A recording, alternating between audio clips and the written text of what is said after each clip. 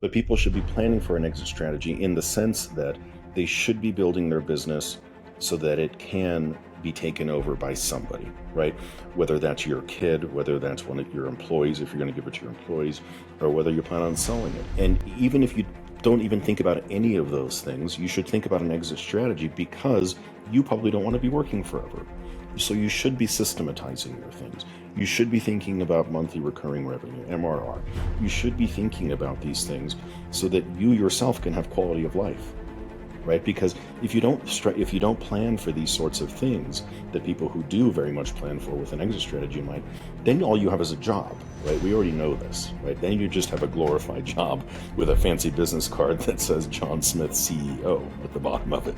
Cool, it sounds good on paper, but in reality, you're just a glorified employee of your own company, right? So if you ever want to escape that rat race, if you want to escape that, then you have to start systematizing things and extracting yourself from the company.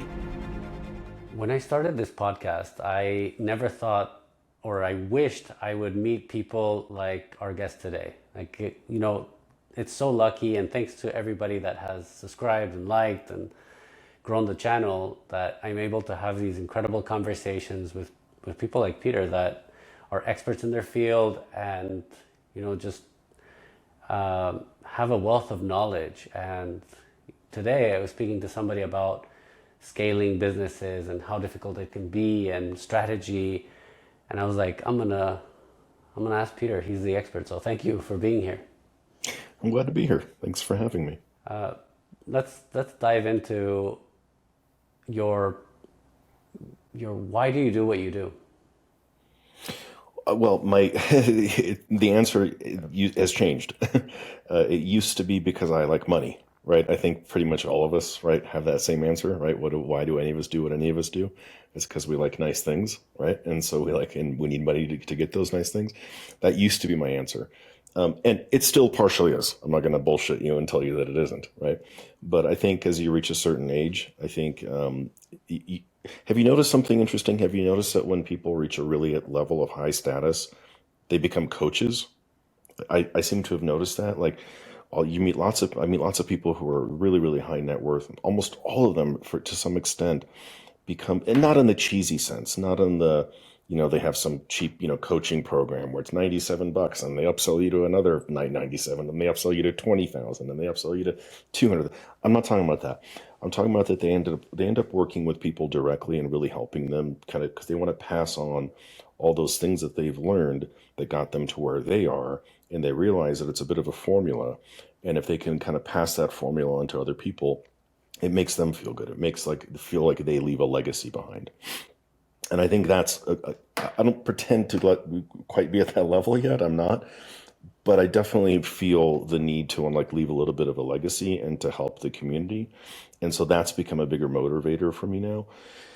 And I get that. I get to do that in the company that I'm in. So it's a kind of this really cool, I get to double dip, right? I get to both make money, and at the same time, I also get to help business owners get to their dreams. And now, whenever they send me their wins, they'll text me a screenshot of someone who bought, or they'll just text me a win for the day. Like, I get ridiculously excited. Like, I share it with my entire team. Like, I send it to in Slack to my whole team, and everyone gets excited. So that's become kind of like a new motivation for me. I thank you for being so candid, because I think a lot of people might say, "Oh, I'm doing what I'm doing because any other reason other than money." But really, money is a Oh, powerful motivator. come on, they're lying. Yeah. Before Scalify became a framework, Mhm. what was your personal frustration that you were trying to solve, that you couldn't find out there, and that you decided, oh no, I let me invent it. For me, I think anyone in business can probably relate to this. It was always finding the right lead source. I think everyone in business probably struggles to this, probably struggles with this, and not probably, I can almost guarantee. And I think if they wouldn't say it, they're probably lying too. I think everyone struggles with a reliable, consistent, scalable, and affordable lead source, you know? And if they've got a good lead source, they probably aren't hitting all of those points, right? Maybe and it's reliable, but it's not scalable. Maybe it's scalable, but it's not affordable. Maybe it's affordable, but it's not very good, right? So it's not hitting all of those points. And so I struggled with that just like everybody else. I'm no different. And I struggled with all of that. And my business came about not because I didn't get into this business with the goal of getting into this business. I fell into this business because it was the thing that worked for me. It was the thing that I was able to use to grow my companies.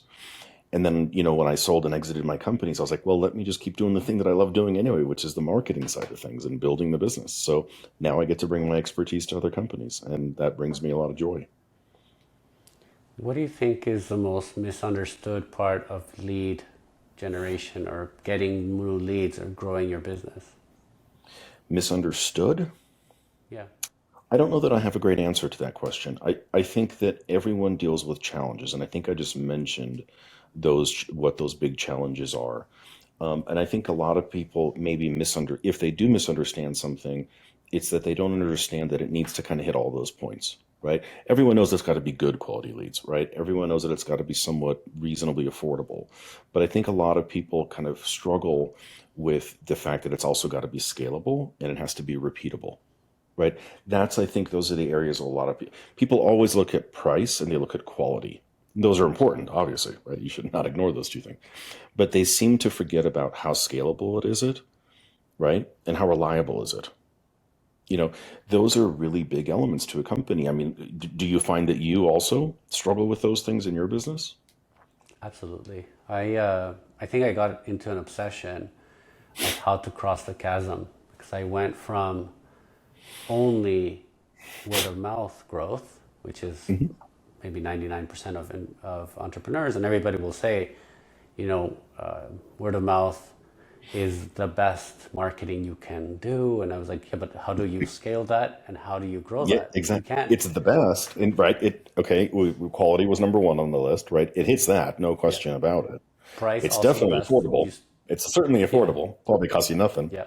But these two, is it It wasn't reliable and is it scalable and it scalable? wasn't reliable. Yeah. And that's where Exactly. I was like obsessed about. I was like, okay, but how can I go beyond my network? How can I get to people that the famous cross the chasm that don't know me Yeah. and how to build trust with them? Yeah, look, in this world right now, I think most people could agree with me that never in our lifetimes has the term private equity been more prevalent, right? It's just omnipresent in almost every business that you're in, and it's for good reason, right? Money is starting to leave the public sector and flowing into the private sector, and so now the term private equity has really just become omnipresent, and now everybody wants to go for that. Everybody wants to get the big exit, and it's everyone's goal. And I think not necessarily it should be. I'm not saying that it should be, but it is very omnipresent nowadays. And in order for anyone to have an exit, and everyone should have an exit strategy in mind. I don't remember who said this, but someone said, like, you may not be thinking about an exit, but you're going to exit your company one way or the other, right? It's either going to fall apart, you're going to hand it off to one of your kids, or you're going to die. So your company is going to exit. It's just a question of which exit do you want? Do you want one of these three, or do you want to sell it for a large amount of money? Hopefully, this is probably, should be your answer, right? This should be everybody's goal. And so, in order to get to this goal, you need to have a lead source that meets all of these criteria. And that's the challenge that I think almost every company, that is under a certain valuation is challenged with. I find that I agree with you that whether you plan for it or not, you're going to exit your business. I agree with that statement. I also know that there's a silver tsunami coming and people are retiring at a fast rate, and a lot of them have mom and pop type businesses, or even maybe 10 or 20 or $30 million businesses. And I saw a staggering statistic that was only about 60%, so more than half of them do not have a succession plan. So Mhm. therefore, they're ripe for private equity as an opportunity to buy them and whatnot. But how do you suggest people start to think about that? Does that number come down? Is it on day zero that you think like, okay, we're gonna start a new business and let's start at the end and let's start by the sale and then what do we do, work backwards? Or how do you suggest people start thinking about this? Look, I've started a new business after thinking about, and with having an exit strategy. I did not do that. I think that would be unusual if you did. I would applaud you, I suppose, if that, if your mindset was already that advanced, I would applaud you for being there. But I think that would be a little bit unusual to put that cart before that horse, to already be thinking about an exit strategy. However, I do, but having said that, I do think that people should be planning to prepare for an exit strategy. I may have just contradicted myself, but people should be planning for an exit strategy in the sense that they should be building their business so that it can be taken over by somebody, right? Whether that's your kid, whether that's one of your employees, if you're going to give it to your employees, or whether you plan on selling it. And even if you don't even think about any of those things, you should think about an exit strategy because you probably don't want to be working forever. So you should be systematizing your things. You should be thinking about monthly recurring revenue, MRR. You should be thinking about these things so that you yourself can have quality of life, right? Because if you don't plan for these sorts of things that people who do very much plan for with an exit strategy in mind, then all you have is a job, right? We already know this, right? Then you just have a glorified job with a fancy business card that says John Smith CEO at the bottom of it. Cool. Well, this sounds good on paper, but in reality, you're just a glorified employee of your own company. Right. So, and if you ever want to escape that rat race, if you want to escape that, well, then you have to start systematizing things and extracting yourself from the company. Now, of course, you can't do that in the beginning. Of course, you can't do that in the beginning. You have to work your way towards that. So, should you be planning for an exit on, in the first year? Probably not. But you should definitely be, I can't speak today, systematizing things so that not even with a goal of extracting yourself from the company, but so that you can grow the company bigger, better, faster, and stronger, because you can't do that if you don't have things well systematized. So just from a growth perspective, it would be helpful to have, those things systematized so that you can grow the company. And then once you start growing the company, now you can start planning for an exit. But at least you've already got the systems in place. I agree with you. I think that I'm going to use an analogy. And when people build a house to sell, they go cheap on everything and then try to, you know, put money where people see it, like a nice maybe Sure. landscape or nice Kitchen. Yeah. paint, and like kitchen things but the pipes are made of not even connected, maybe like very Yeah. very cheap.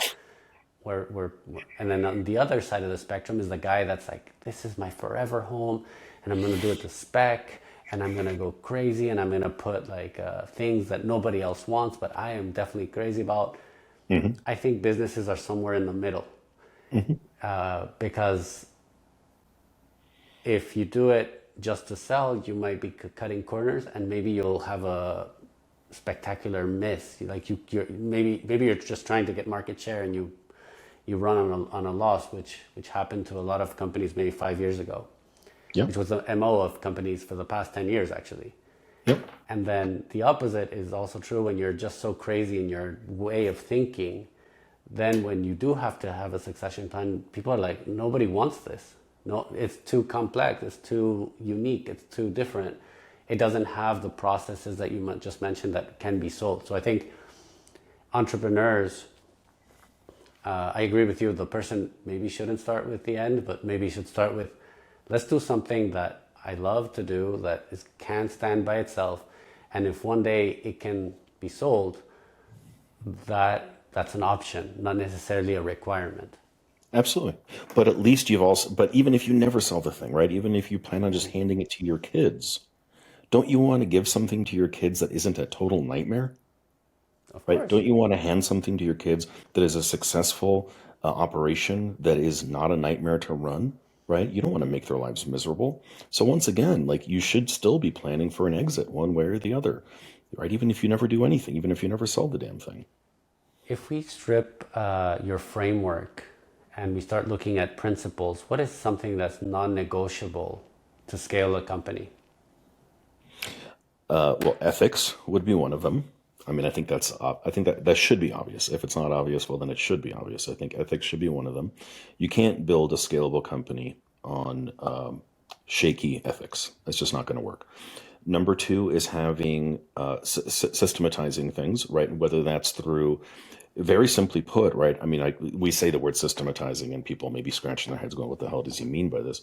But I think from a very simple perspective, just a simple CRM, right? Like just having a good quality CRM in your business, right there gets you ahead of the game by probably 80% of other companies out there who are still operating either on paper or Google Sheets or something like that, right? So having a decent CRM software in place and really learning how to use it.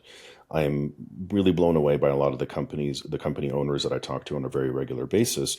And I ask them because I have to, because we want to integrate our call center systems into their operations, and so we need to integrate in with their CRM. And so I ask them, hey, what CRM do you use? So many of them either they know the answer to the question, but they don't even know how the damn thing runs. They're like, "Oh, I got my lady who, she runs it for me." Right? Let me put you in touch with my lady who does it for me. I hear that answer a lot. That scares me. That scares me to think that, like, this is your business and you don't even know the actual heart of it. I get it that you don't know the accounting. I don't even know the accounting of my business. I get it. Like most business owners don't. And I'm not saying that you necessarily need to. It's helpful if you understand how to read a P&L, but the vast majority of business owners don't know how to read a P&L. But you should know how to use your CRM. You should be very, very good at it. You maybe don't need to be the best at it in your company, but you should definitely be number two or number three at the lowest. So a CRM is such a vital part of this whole thing. And then the other thing that I think is so crucially important is sales. I think the good news is I think that the vast majority of company owners these days are pretty good at sales, but it depends on what industry that you're in. I happen to have a lot of my clients are in the home services space. And so a lot of them actually are not very good salespeople. A lot of them are just technicians who ended up, building a company around their skill set. Not all of them. Some started off on the in a sales capacity, and so they are good at that stuff. But there's a shocking amount of people that are really not very good at sales. I think that should be the number one thing that people really need to brush up on. Again, I'm not saying you need to have a PhD in sales. You don't need to go drop $100,000 on Grant Cardone's course. But you should read a few books. You should watch some YouTube videos. You should devote, 6 months to a year of your life, part time, in really learning how to become a good salesperson. Because in the beginning, you probably are the only salesperson for your company. That would be the normal progression of any normal company. You're the sales guy. You do everything, right? You're the sales guy, the marketing guy, the accounting guy, the janitor. You're everything. That's normal. That's how businesses grow. But eventually you have to start stepping back. But the only way to grow the business is through sales, right? And so if you don't know sales, I think that's a huge problem for any company. That's going to hold any company back. So that would be my third thing I think that people really need to focus on is sales. I think you just said a lot of something incredibly contrarian, where a CRM is more important than being able to read a P&L. Yeah, I I find that sincerely believe that to my core. I sincerely believe people are going to, if they're going to blow up the comments, God, I would love to see it. But there's so many people that are going to maybe blow up the comments, but I think people focus all too often in the beginning on obsessing over their numbers, and I think that's fine. But I think that the reality of it is, well, not I think, I know that the reality of most business owners out there use their bank account as their P&L. Is there more money or less money, right? Do I have more money left over than I did last month? Well, then things must be working better for me. And the fact of the matter is you can run your business like, is it ideal? Of course not, right? You should know your financials. But you absolutely can build a big business doing it that way. And you can absolutely outsource the books to a bookkeeper. My bookkeeper's in Philippines, right? My bookkeeper's in the Philippines, and I communicate with her on a very regular basis. But I don't follow my own books. I let her do that, and then we touch base once a month and we look at everything together. But even that's new. I didn't start doing that until not that long ago. And I ran a very successful company. So, can you do it based on the old school, like bank account method? Yeah. Is it ideal? No, probably not. But I think ultimately speaking, running your business in a profitable way through having a good CRM and having good sales systems in place can get you a very successful business. And then you can start paying a lot more attention to the numbers and getting more into it. But like One of the mistakes that I see people making is that they take the opposite approach, where they get so obsessed with the numbers that they fail on the other side. They fail on the operations side. They fail on the company growth side of things because they're so obsessed with the numbers. I'm like, how is that going to help you? So is it contrarian? Maybe. I think it's insightful more than contrarian. I think people are going to find it contrarian, and I find that the curriculum of business schools and entrepreneurship schools are a little heavy on accounting, which is fine. Hmm. Well, not even heavy. They have accounting. It's part of your requisite, but they do not have sales. They do not have CRM. Like when I started a company and I bought my first CRM, I was so lost.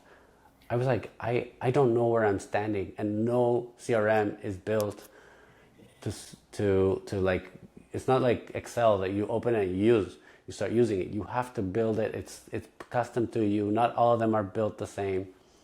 And I feel that more people, I agree, the more people should be a master, because that's not something that you can send to the Philippines. That's not something that you can just hire someone to do. You have to do it. Look, I watched, I'm going to forget his name now. He's the owner of the Savannah Bananas. I'm sure anyone who's watching this knows his name off the top of their head. I just saw him give a stage talk 3 weeks ago in Marco Island, Florida. I was there for a roofing conference. One of the most impressive, maybe the most impressive public speaker I've ever seen in my entire life. And the crux of his entire talk was all about customer experience, putting customers first. And the basic point of what he was trying to make was that if the only thing that you focus on is giving your customers the most incredible experience possible, everything else will take care of itself.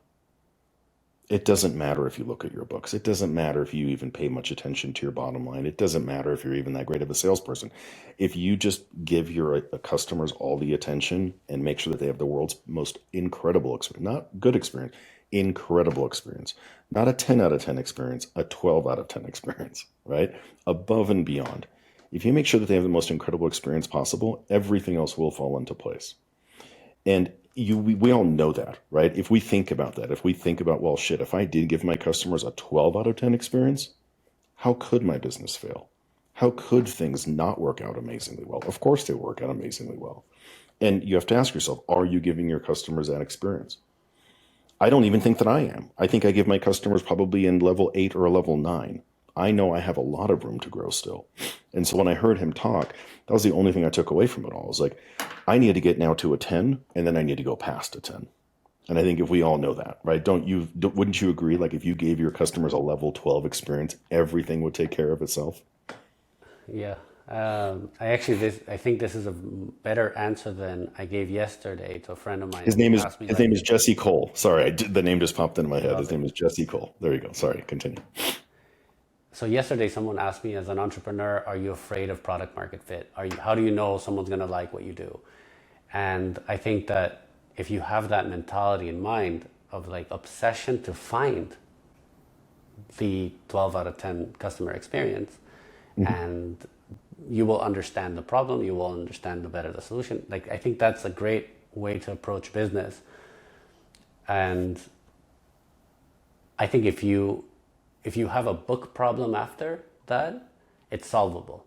If you Yeah, have a people problem, it's solvable. If you have a strategy problem, it's solvable. If it's execution strategy, it's also everything else could be solvable, yeah, and you will survive because of that 12 out of 10. But if you have a perfect, pristine books, pristine uh, strategy, pristine everything else, but the experience is a 6 or a 4 or a 2 or a negative, like to the point where it's mhm. negative, your business is doomed. Yeah, that's right. Yeah. If you give your customers that level 12 experience, you can fix your books. Why? Because you can raise your prices, right? Because your Yep, customers are already having such an incredible experience that they'll be willing to pay a little bit more. It's no big deal because they correct. already love you, right? They're already your biggest fan. But you can't go the other direction, right? It doesn't work the other way around. So it all starts with providing that incredible level of experience first. So yeah, it's amazing how that can really solve all the problems. You mentioned books, YouTube videos. what's your short list? What is something that you would say, if I can recommend you three books on sales, which would they be? God, I don't. Three books on sales. Well, okay. The one of my first books that I do it goes back to the very first subject we were talking about was I think it's called Built to Sell. Michael, I'm going to space his last name right now. Built to Sell is a fantastic book because it talks about all those things. It talks about how to systematize your business better. As far as sales goes, I think Jeremy Miner, not because he's an author, I'm not even sure if he's written a book, but I've taken his course. And quite honestly, if you don't want to go spend the money on his course, you can just watch his YouTube videos. I think 90% of everything he teaches is for free on YouTube. So I think if you're struggling with sales, I think Jeremy Miner is a really fantastic way to go with sales. And then same thing, I think anything from Hormozy, all of Hormozy's books. I think honestly, if you're struggling with just the basics of running a business, or really not even the basics, I think everyone struggles with the basics. And I think he's the one that kind of proves that like most of the most successful business owners out there really don't do anything fancy at all. They do all the basics and they do them consistently and they do them day in and day out, and they get better and better and better at the basics. They don't really do anything terribly fancy. They really focus on the basics and doing them consistently over and over and over again and getting the best that they possibly can at them. So I think those would be the three resources that I would send anybody to. I think if you follow those three things, everything else is probably unnecessary. I talk to so many people always ask me, they're like, I talked to one guy, I was doing a sales training webinar. It was like last month, and we were opening it up for QA. And one of his questions to me was, he's like, hey, can you recommend three books on sales training? And my first question to him was, I'm like, okay, well, what have you already read? How many books have you already read on sales? And he's like, oh, I've already read like 10. I was like, well, my answer to you is stop reading books on sales. I think you've already read enough. I think you're obsessing now to the point where like you don't need to have a PhD in sales to be good at sales. Some of the best salespeople out there never read a single book on it, right? So there's nothing that says you must read 20 books and you must spend $20,000 in coaching and do it. There is no rule. No one ever said that. Most sales coaching is all available for free on YouTube right now. There are no secrets. Okay, it's all mostly common sense. You just need to hear it. You don't. One of the biggest misconceptions is that you have to go spend $50,000 on blah blah blah's sales coaching, or you're going to miss out on all of his secrets. Like I hope you know that that's a lie, right? They're just trying to sell you something. Go watch free YouTube training videos. They're all out there. It's all public information. It's been out there since the days of Zig Ziglar. None of it is hidden. So stop reading books on sales and start acting. Start actually taking action now. I think the That's reality of great it is advice. most people already know what they need to do in business. Just like most people need to know they know what they need to do with their lives, right? They know that they need to eat healthier. They know they need to work out. They know they need to like quit smoking. They know they need to do these things. They just don't do them, right? You don't need to go take a course on how to eat better. You just need to eat better, right? I know that too. And I still eat shit food once in a while, but I know what I'm supposed to be doing. I don't need expensive courses to tell me these things. It's I think it's going to hit some people's nervous system a little because you're 100% right. I think that there's too much. There's really good salesmen out there that can say, "Are you a struggling entrepreneur? You need to take my course on how to close sales, or you need to take my course on how to do lead gen, or do you need to take my course on um customer retention, or these Perfect. Yeah. fancy uh, digital marketing ads, and like I'm sure they all help, Yeah. but nothing's going to help you more than actually doing, That's like right. eating, like you said, like the point. If you eat better, then you don't even need the course. Yeah. You'll get 80% of the results. Yeah. That's exactly right. Yeah. Why did you decide to go into home services? Why is that your focus? It's what I know. It's just what I know, right? It's the space that I got into. When I got out of my previous business, I owned a cigar bar for a very long time, for 15 years. When I got out of that space, a good friend of mine approached me and asked me if I wanted to start an HVAC company with him. He said, hey, I'll do all the mechanical side of stuff. You do the sales and marketing. And I was like, okay, sounds good. So we agreed to do that. So I ended up having to learn how to literally run an HVAC company, both from operations and sales and marketing and all that stuff. He handled everything when it came to the technical side, and I had to do everything when it came to the business side. And I fell in love with the space. I really fell in love with home services. And to this day, I still very much am. It's just a fantastic business model. And I love working with homeowners. I love working with people. And I love all the different home services, offers that are out there. And so it just became the industry that I really, really knew and loved. And so to this day, I still love it. And I work with other industries too, not just home services, but the majority of my clients are, roofers and HVAC companies and companies like that. What's the biggest opportunity in that space? Is it what you're saying, systematizing leads or using a framework to get more? What do you think is like, what are they lacking that your service is giving them? Well, I think it depends what industry we're talking about. All these industries, even though they're in home services, they're all very different.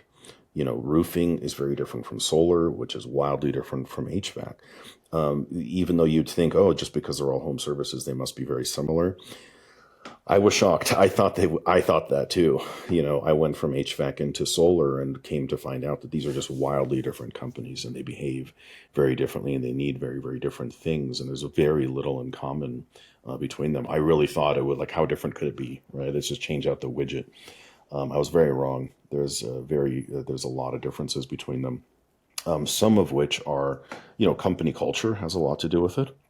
For example, there are different the types of culture there's different types of culture, but what I mean when I say culture is, for example, roofing and solar, it's very common for those two industries to come from door knocking. So door knocking is very, very common in those two industries, whereas like in HVAC, not at all. Like there's almost nobody knocking doors for HVAC. And in the door knocking space, that breeds a certain type of mentality. It breeds this like very hardcore closer type mentality, like no lead left behind. I'm going to knock on your door until you either yell at me or call the cops, that type of a scenario. Whereas like, then you flip that coin, then you look at HVAC, those guys are a little bit more, I don't want to say prima donnas because that sounds bad, but they don't door knock, right? And so they always have to go buy their leads. They have to do it through the form of paid marketing, and so meaning they get inbound leads. So I think maybe that's kind of what I'm talking about is inbound versus outbound. And inbound leads behave very differently than outbound acquired leads. Inbound leads are higher quality, right? I think we all know that. They tend to be higher quality, but they are lower in quantity. They're much harder to acquire, more expensive to acquire, and less reliable and less repeatable. Whereas cold outbound lead generation is kind of the other way around, right? It tends to be lower quality, but much higher in quantity, more reliable, and more repeatable. You just have to work with the disadvantages that come with each. Now, you can mitigate those things, right? As you get better at this game, then you learn how to mitigate those disadvantages to your favor. But that just takes time, so that's one of the things that I really work with my client. That's one of the things that I love doing with my clients is, taking it to a more of a high level coaching, high level strategizing, where I can help them sort of mitigate those disadvantages and push them to their favor. So it's understanding those cultures, I think, is a big part of what makes all these businesses so different. And then also recognizing that you can engage in different types of marketing. Like, for example, you may work in a type of business where you only get inbound leads. Think about how you can start to flip that coin. Think about how you can now start to build an outbound department, right? I mean, Hormozy talks about this all the time. Like he built his business off of cold outreach.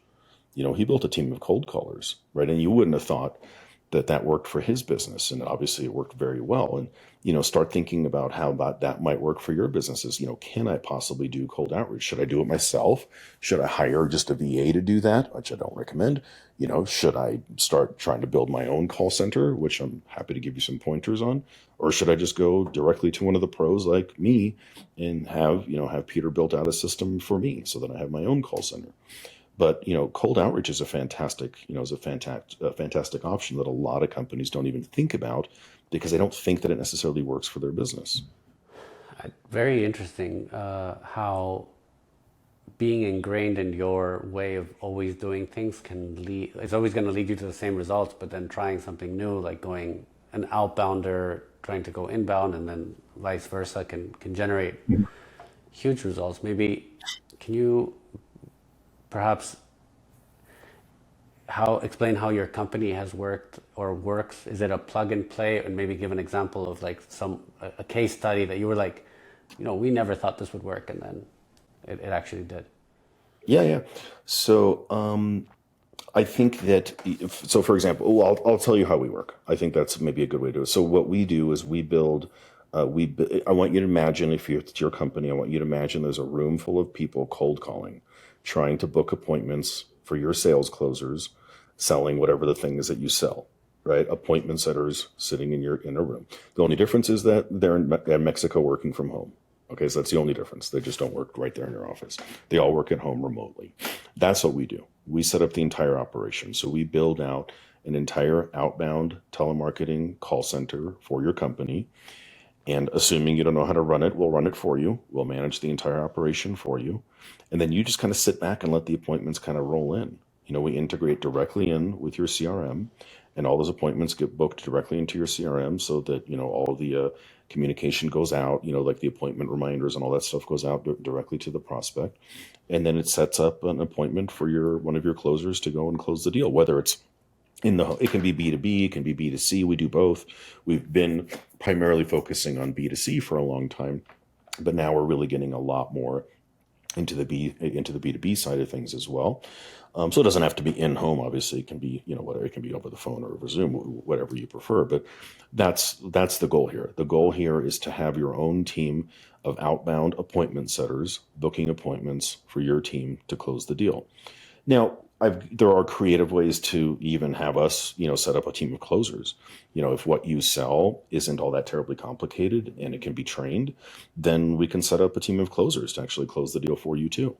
So that's a really fantastic opportunity, if that's the type of business that you're in. So that's really what we do. That's the core of what we do. And the beauty of it is that it's very affordable.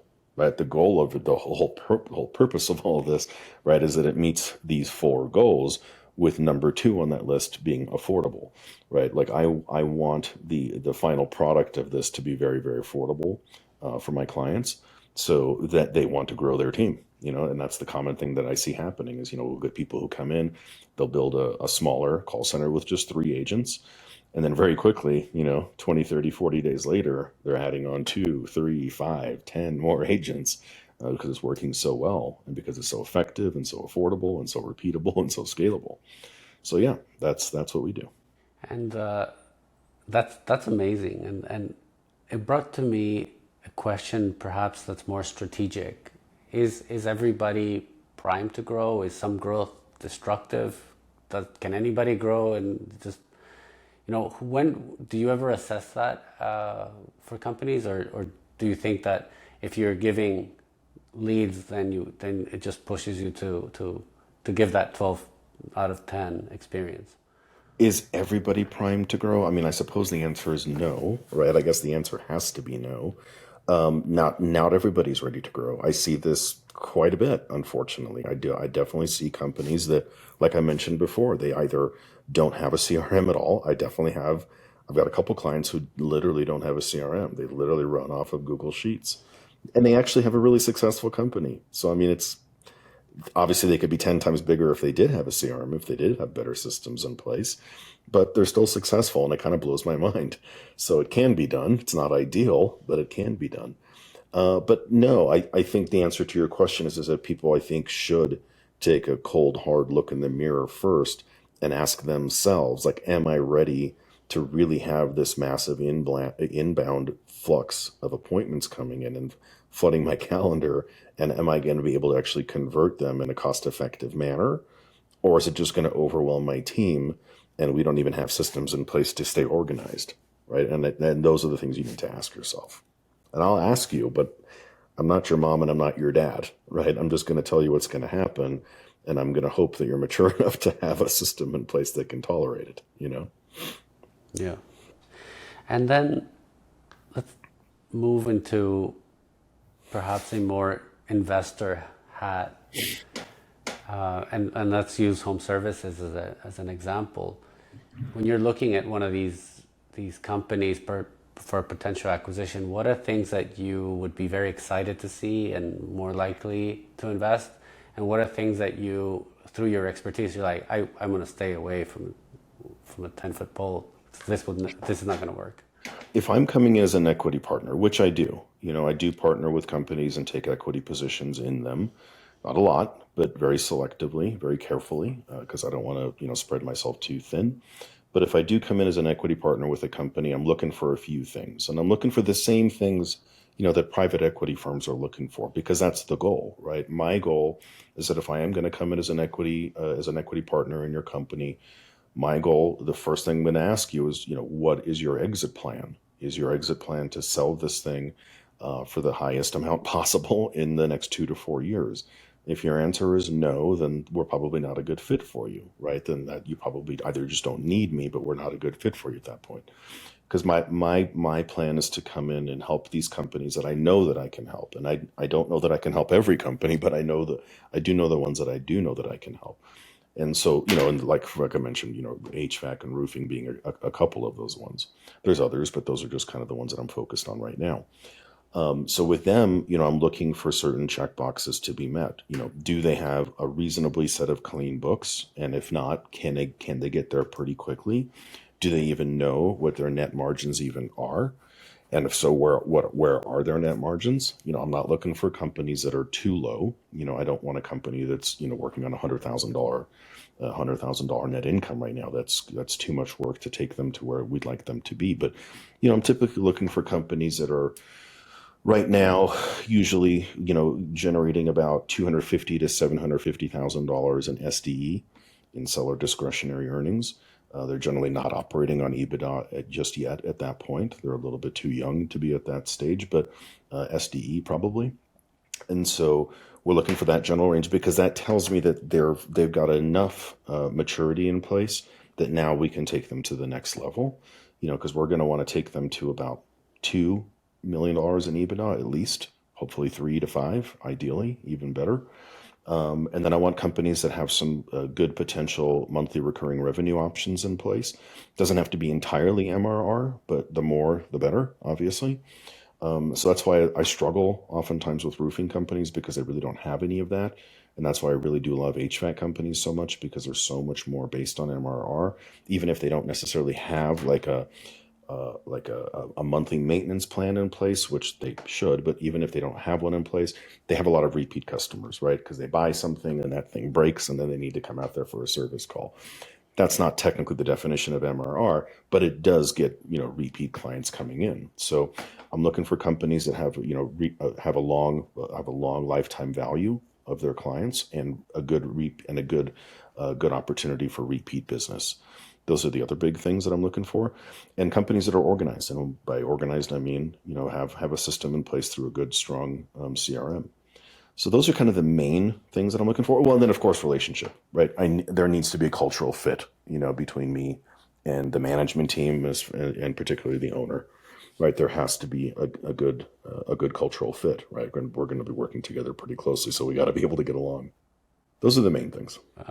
What about the stuff that you would say, this is nuanced, but I wouldn't touch it? Things that I wouldn't touch at all. There's a reason why I won't really look into solar, because solar, the lifetime value of a customer is pretty much one, right? It's a one and done thing. You're going to sell somebody something one time, and then you have to go get a new customer to replace them the very next day. So you're always hunting. You're constantly hunting for food. You never get to resell. You never get to resell the same client ever again. So for me, that's a hard no now. That might change over time, but there's too many companies out there that don't operate in that capacity. So why would I limit myself? Is the way that I see it. And you said you're looking at companies that are 250 to 750, and then hopefully to scale to 2 or 3 to 5. What is the plan on day zero? Where does your mind go that, okay, I'm going to come into this company. What are you going to do? The main thing that I am not here to take over operational control of the company, right? That's not how there are other people in this space that do something similar, everyone brings a different skill set to the table. The general term for this whole model is called consulting for equity, right? That's the umbrella term for what's happening here, right? Where consulting can mean a lot of different things, right? I'm either providing you intellectual consulting, or I'm bringing elbow grease to the table, or I'm providing you a skill set that I have, right? So consulting for equity is the general umbrella term for this for this thing. I am not coming in here to operate your company. I'm not coming in here pretending that I'm going to be the operator or pretending that I'm going to be the sales manager, none of that stuff. I'm coming in as a growth consultant. So I'm coming in here and I'm going to help build the company through an influx of marketing prowess. So bringing in more leads, bringing in more customers through the door. Now you guys need to have a system in place to be able to actually convert those, to convert those leads. So there's other companies that do different things, and there's some that do it all. There's some that they just take a very large percentage of your company, right? The more they do, the more they're going to want. The less they do, the less they take. So typically, we're looking at acquiring anywhere from 30% upwards to 60%, just depending on how much we need to provide to that company. Is it just the lead generation side of things, or is it lead generation plus sales training, or is it that plus management, or is it that plus operations, right? And it just depends on how many departments really need that level of improvement, and that dictates how much equity is probably going to be shared at that point. Super, super interesting. And I actually took a class maybe 3 months ago. It was called Entrepreneurship Through Acquisition. And basically, the whole premise of this was, if you were a startup, if you're starting from zero, you have no processes, you have no recurring revenue, you have nothing. And yes, you can do whatever you want, but the failure rate is incredibly high. And then if you have a job and you want to climb the corporate ladder, you're also capped at every level. And it was really enticing. What are perhaps those things that are the glimmer of the enticing, the 30% returns, and it's like one of the hottest new industries and everybody's looking at this. But from your experience that you've already done this, what are things that you can say, look, this has scars as well. This is also tough in this sense, and many people don't realize. What do you mean? So reframe your question. I'm not sure I understand your question exactly. What are some battle scars that many people don't realize that perhaps this equity through consulting leaves you? Because most people will be attracted by it because of how lucrative it might be, but others might not know that there are some bombs or some scars that you do get from running this industry. Yeah. What would they be Okay. in your Okay. opinion? I think I get it now. I think probably the biggest thing, I don't think anyone should be playing this game unless they are an expert at something, right? They have to be an absolute expert in something. You can't be a wannabe. You can't, that's not going to work here. That's probably a pretty quick way to to get sued, I would think. I think you have to be a true expert at something, and whatever that thing is has to have a very high perceived value, whatever it is, right? Whether it's sales coaching or operational consulting or lead generation, whatever that thing is, has to have a very, very high perceived value, and it has to actually have high actual value, right? Not just perceived value, but actual value. And I think that's one of the mistakes that I think a lot of people are doing is they're coming in and they're providing a very low value service, expecting a high percentage of equity, and that just obviously doesn't work, right? So that would be my thing. I think is build your skill set first to the point where you have undeniable proof that the thing that you do helps companies grow easily Beautiful, and in beautiful. a very proven manner. Very, very insightful. I think you really clarified that the wheeler dealer, the generalist, the guy that just wants to get things done, is not necessarily the best to do this. It's the guy that already has the skill in marketing that can plug in there and make this company grow. It's the guy that can organize a CRM in a beautiful manner that makes things more efficient, and then plug in marketing and make it grow. Very, very insightful. Peter, what's next for you? What's on your horizon? What's exciting for the next few years? I think it's the things that we've just been talking about now, which is coming in as a growth, as an equity growth partner. I would like to start, I'm working with we're building a board right now. I've got a small team of people that we're going to be expanding here over the next few months. We're building a board with the goal of putting together a portfolio of companies that we're going to be rolling up and doing a few different exits on. Right now, we're probably going to be starting in the HVAC space. Then we might transition and look into the manufacturing space as well. There's some good reasons for that. That's, I think, the goal right now. I think the goal, is eventually to just operate essentially as just a high level investor and help these companies grow and scale and exit more efficiently, quicker, less pain, right? And help everyone get to their goal way faster. Not just me and my team, the companies that we partner with, right? I want us all to win together at the same time. I think that's my goal. Amazing. This is one more question, but perhaps my favorite question that I ask everyone is, what is something that you do in secret that maybe not a lot of people know that correlates highly on your success? Nothing. I don't think there's anything that correlates that is of high value that brings me success. I think now I've just sort of learned to separate my life and to compartmentalize my life. And so now I treat them as very separate things. So I love woodworking, right? So that's like one of the things that I really love to do. And I do it because it clears my brain. I do it because it allows me to refresh my mind. Just like when you take a vacation, for me, I can walk 20 feet to my wood shop and go take a vacation anytime I want and come back feeling refreshed the following morning. So for me, it's like a mini vacation. I think that's probably is it a secret? Is it a trick? Is it a hack? I don't know. But, for some people it's working out. I work out. I don't get that same benefit. I wish that I did. I don't get that same benefit from working out, but I get it from woodworking. So find your thing, find the thing that brings you peace and joy and helps you reset your brain so that it becomes a mini vacation for you. Amazing.